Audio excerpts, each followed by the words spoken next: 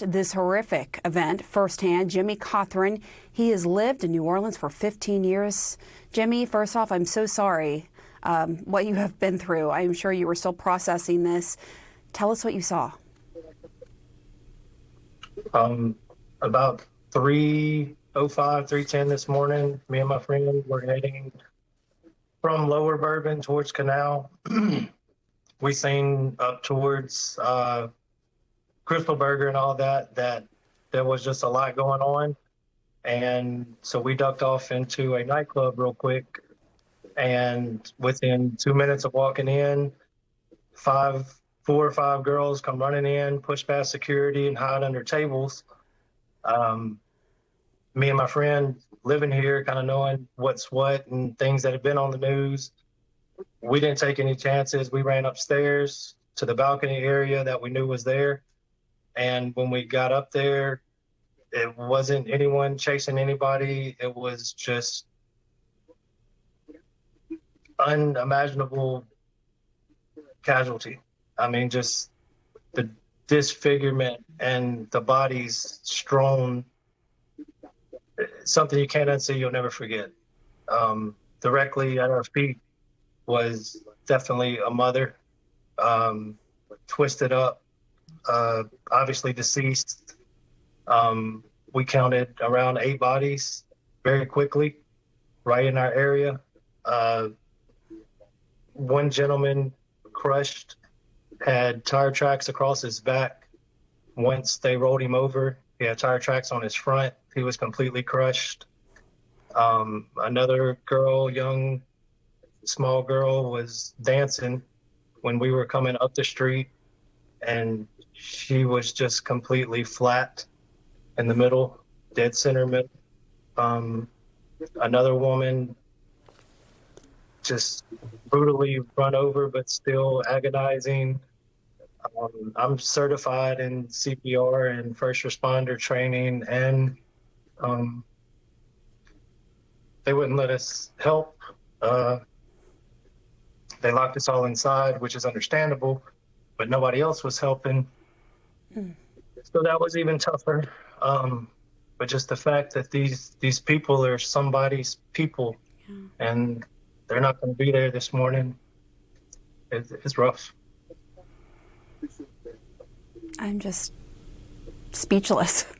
What you just described, I'm speechless. I am so sorry that you had to see that. And it sounds like some of the people you saw after this happened, you had seen before, dancing, having fun, enjoying New Year's. And then you saw them. Yeah, like I said, I was the designated driver, so I seen everything I seen, I remembered. And we were just up and down. My friend had never experienced New Year's on Bourbon Street, even though he's lived here. And I thought that was kind of crazy. So I was like, well, let's go do that. And this is the memory. But, I mean, we're alive. You're alive. You said one seemed to be a mom, and you said that there was a... Yeah. Tell us, how do you know that? I mean, she was an older Hispanic woman, probably in her mid-30s. She had a wedding ring on her finger. We were that close. I just didn't know if there were kids or, any kids around. No, there was no small... Because it was 3 a.m. No small children. Okay. No small children. I mean, none in our area. Right. Did you see, when you were looking down from the balcony, did you see the truck? Did you see the suspect? Oh, he had been gone. That's what I was telling the other news sources. Like, we have these hydraulic steel barriers from past events. Last Mardi Gras, this happened to an extent, maybe not terrorism, but still people getting hit in mass population with vehicles. Those barricades were not up, period. They had the flimsy orange ones that you could just push over with your finger. We actually thought it was kind of odd, because usually when you get to Bourbon Street, you can turn your back to Canal and not worry about anything. You can just walk the street, especially on New Year's, and there were still vehicles coming after 8 p.m. And then, I mean, the fact that they never raised them, that's how this guy was able to get down Bourbon Street so quickly and cause so much damage.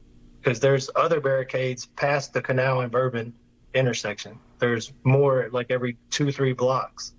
So what was 10 or 15 dead and 30 wounded could have only been maybe 5 and 15. I mean, who can say, but it definitely would have been minimalized because this truck could not go around those barricades.